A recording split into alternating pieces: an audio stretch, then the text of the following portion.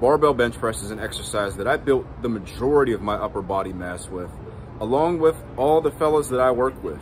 It's time tested, it's effective for everybody, and I don't do it anymore. You're thinking, what, bro? That's crazy. What am I supposed to tell people when they ask me, bro, how much you bench? Well, listen to me, bro. Hear me out. There's a lot of major benefits that I noticed. First and foremost, I have more energy to do other things that I enjoy in the gym. But because I'm not lifting as heavy anymore, I have better recovery. So I can train chest more often. I've never been able to train chest as often as I do now.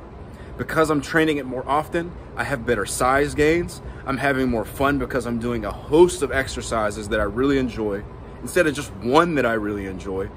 And then because I'm doing so many more exercises, I have more coaching experience and I know how to program different lifts with practical experience. My goal with this video is not to tell you if you're barbell benching right now, you get great results from it, to stop doing that. It's that if you aren't making good results doing that exercise, or you're doing it and you just want to try something different, what your horizons look like. Because here's the thing, man, there are some terrible, horrible, and common reasons why people don't bench press either. First and foremost is unathletic or it's not functional. That is the worst reason that you could possibly give. It doesn't get you that big. The TikTok flavor of the week exercise is more functional, or that it's uniquely dangerous. So you might be asking, bro, if it's so great, if it's such an amazing exercise and you want us to do it, what the fuck is your problem? What is the issue? Well, this is something that me and Alex have talked about quite at length, quite often, is that it just becomes bothersome, tiresome, a lot to recover from. Working out with 275, 300, 315 pounds on the bench press to get the type of hypertrophy that we're looking for. That was my first and foremost reason. If I can be getting the same benefit from a different exercise with less weight, in other words, what Dr. Mike Israel calls the stimulus to fatigue ratio, why am I not doing that? And then Jeffrey made that video talking about how to squat, bench, and deadlift for hypertrophy, and that just crystallized every thought that I had surrounding this exercise that I love and that I presented to y'all as well in the form of Larson pressing. Larson press was actually an exercise that I presented to Alex saying, hey bro, you know, you do this exercise, you won't need to use as much weight. It's a more targeted stimulus on the upper body. And I made it popular with a lot of y'all as well for that same reason. But here's the thing, bro. We didn't bench press so much because it was a lot of weight for the benefit that we were looking for. But you run into the same problem with Larson press eventually, bro. Once you get strong enough, when you're barbell benching pretty much 3 plates, 275 for higher reps on any variation that you try, what is the point? Like, why are we doing this? Well, to get a bigger bench press. Well, why? I'm not a power lifter. Why would I dedicate that much time, those many resources into an exercise that doesn't really benefit me other than being able to say, look, man, I bench your deadlift, I bench press this much, whatever the case may be. My main goals with training are getting more jacked, having fun, and staying healthy, as in not beating up my joints, my tendons, my ligaments, and being able to work on a variety of exercises and not pouring so many resources into just one exercise that prevents me from being able to do pull-ups the way I want to. Because here's the thing with bench press. When you're doing everything that you can to get better at bench press, you can't do your pull-ups as much as you would want to, because at the top of a pull-up, especially towards the, you know, the dead hang is what I mean, it stretches your pecs a little bit. And I have tweaked my pec trying to do pull-ups while bench pressing. And while it's certainly doable to juggle all those things at once, the human body is very resilient. Far be it for me to take that away from human potential. It's just not aligning with my goals specifically, and that's what I want to speak towards today. Bro, I really wanted to avoid taking bench press out of my program. So I first started off with my arch nemesis bar, using that because I knew that historically for me, Swiss bar benching, just in general, is a lot harder than barbell benching is for me. And that worked great for me for a long time. And then eventually, I ended up easily bench pressing 350 pounds on it. So I'm like, bro, what can I do but Larson press with this? But I know exactly where that goes. So it's like, man, am I gonna crash out and just do something that I know is not gonna work for me long term? Or am I gonna have to rethink my battle plan? So bro, what are you doing instead? What can I do instead if my goals don't align with just doing bench press for any reason other than I want to, right? I have to take it back to Jeffrey's book on rings, bro. I watched a lot of his content on rings, and then that brought me back to Alex's old content on rings. And then I started, you know, going down the ring rabbit hole. And then by that point, I I done seen more rings than Sonic the Hedgehog. I'm like, man, let me buy some rings, mess with these ring push-ups. I can't describe to you the sensation that I felt on those ring push-ups. All I can say to you is that you need to try them. I made a video talking about them a little bit, but the way that they felt, which was, you know, the controlled eccentric, how you had to really feel the movement all the way down, and then that squeeze, that shortened contraction at the top, that sensation was just a proxy that I used to compare and infer all my exercise selection and what the rest of my program looks like today. So first and foremost, ring push-ups, I can't recommend them enough. Fly presses, Alex actually just made a video on this. And again, this was an exercise that I saw John Meadows do. Natural Hypertrophy made a video talking about it. So I'm like, man, you don't have to use that much weight. You get a good stretch. Let me try this out. I tried it out, boom. It felt just like ring push-ups. So I'm like, okay, what else can I do? I really like dumbbells. I have all these freaking 10-pound plates at home. I just accidentally dropped one of them on the freaking floor. I don't want to be throwing up 120, 130-pound dumbbells if I don't need to. What else can I do, right? The incline dumbbell bench press. I watched the Dr. Mike Israetel video in terms of the form and how to get the best stretch out of it, and it felt like ring push-ups. So on each day, I have a main press that is performing the function that I want, which is a really elongated stretch at the bottom, not a lot of weight, a good stimulus, and then a good squeeze at the top. As well, all three of these exercises are really easy on the shoulders. You can manipulate your wrists and your elbow angle to go wherever is most comfortable for you so you're not locked into place like a barbell. And then honestly, bro, it's just fun. 3 different exercises, I mean, come on. I'm passionate about all 3 of those exercises, and they're each gonna get their own videos. And I'm even gonna address some stuff that I hate hearing about Larson pressing in another video.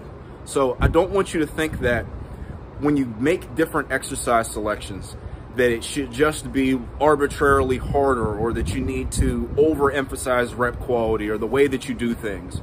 Because then you walk that fine line of training like a fucking flunky, like a jabroni, right? You still need to train hard. And this is what you need to look out for in any movement that you're looking to use to replace bench press. 1, you need to be able to reach failure within a reasonable rep range, right? So without doing eternal slow eccentrics that are like 25 seconds long and concentrating on the muscle with the fucking pink dumbbell, you need to be able to go to failure with like 10, 12, 15 reps, like a reasonable rep range, something that you would use for bench press. This exercise that you use to replace bench press with should also offer some benefits that bench press do not. Every one of those exercises that I mentioned, like I said, you can move your wrists, your shoulders, your elbow angle, wherever you need to. That's one of the major benefits. And then last but not least, you should be excited about this movement. It should be scalable long-term, and it should be fun. Now, I've already more than established that you won't lose any size by just not bench pressing. In fact, you're going to get bigger. Here's the thing though, we need to talk about peak strength and base strength, because some people are going to worry about, will I lose performance on the bench press? Again, it's a matter of priorities, bro. And this is really, you know, it grinds my gears. This is a pet peeve of mine, because it speaks to the mentality of the individual that's asking this, which I'm not joning on anybody about. I'm just saying, I have to address it. You cannot get better at something without doing that thing, right? So you don't get better at deadlift without doing deadlifting. You don't get better at benching without benching. You don't get better at squatting without squatting. You need to practice that thing to get better at that thing as quickly as possible. So with that being said, in terms of your peak strength, your peak performance on it, absolutely it's going to go down. But your base, your muscle, your general physical preparedness, your work capacity, and just your general strength are going to continue to increase, provided that you are training hard in a reasonable rep range, that you are progressing in that rep range, and that you're still training often, right? So if you're still training your chest is getting more jacked, you're working in the 8 to 12 rep range, your absolute 1 rep max bench press, you may not be able to express that. It may even regress from where it was at, but your base is gonna get wider, and where you have a wider base, you have a taller peak. Any day of the week, bro, peak strength or not, I could bench press 350 pounds or better on whatever variation, Swiss bar, the fucking Nemesis bar, barbell bench press, it doesn't matter. I'm gonna be able to throw up a respectable bench no matter what. Am I peaked out? Absolutely not. Am I gonna be able to do the absolutely strongest things that I've done in the past? No, but if I choose to, and when I choose to do that, I am always stronger once I start to practice that thing again. It happens with deadlift, which I'm going to make a video on. It happens with squat, and it's going to happen with bench press when I decide I want to bench press again, just for fun. So bringing it back to you, the real talk, as Dr. Mike likes to put it. How do I implement all this? It's really simple, bro. I talk about it all the time. I make people a lot of times answer their own questions and I guide them along. I call it the needs versus wants analysis. What are your needs and what are your goals? That should infer your decisions, and anything outside of that is just a want. It is not relevant to what you need and what your goals are. So we've established for size, it doesn't really matter.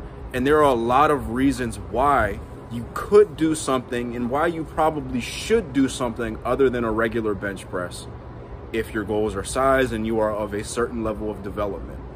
But also to say that you can get to an exceptionally jacked level just by doing bench press. All of this is just to give you options. Things are not black and white, they are nuanced. You can really do whatever you want to. And that's what I'm really big on, showing you that there's an infinite universe of training shit that you can do, man. It's not dogmatic. It's not you have to do this. It's, look, bro, there's a lot of different ways you can make this stuff work, and here's how you do it. Now, in terms of strength, or what natural hypertrophy calls this, big movers, fellas who like horsing around a lot of weight. You like horsing around a lot of weight? I do sometimes. Here's the thing. If you want to keep bench pressing, you can do that, and there are ways that you can sustainably do that. Will it allow you to do everything that you could do if you didn't bench press? No, but it will allow you to recover better. It will allow you to do more things, and then you'll still be able to bench press and get stronger at it as well. And this is what I do with everyone that I work with. You just do more accessory work, bro. Are you going to be doing a majority of bench pressing? Yes, most of your volume is still going to be bench press. But here's the thing. Do enough of that thing to get better at that thing, and then whatever else you have left over, you can fill in with things like dumbbell presses, things like ring push-ups that will allow you to fill in that volume and work physical qualities that you're not working with the bench press. And that's exactly what a lot of my guys' programs will look like. Also, another thing that you can do is that you can slow down the eccentric, pause longer, do a t-shirt touch pause. All of those things will allow you for your rep work on bench press to get that same stimulus and get the same carryover to your 1 rep max without having to use as much weight. Should you be using the form that you could lift the most amount of weight on your top sets? Abso-fucking-lutely. That's how you get the strongest possible. But for the majority of your rep work, bro, there's no reason why you can't do what you can to minimize that fatigue. For me personally, it doesn't matter what I do to my bench press, bro. It's just going to be strong. So I have looked elsewhere because I don't want to take away from my multifaceted goals. Pull-ups, squats, hip hinges, all of these different things, curls, arm work, shoulder work. I'm trying to have it all, man, hypertrophy-wise. So I sacrifice the power lifts for those goals. But for someone that just wants a little bit of those things to become more well-rounded and grow more muscle so they can get better at squat, bench, deadlift, that's more or less how you go about it and how you can do it. Guys, this was a lot of fun to talk about. If you like these like real talk type segments where, you know, I'm just out here kicking it to you, let me know. I have another one kind of in my head about minimalist training. I have some unpopular opinions about that. Not to say that I disagree with the common consensus on it, but I just think that there's other ways that you have to look at it. If you have any questions, let me know. Have a good day.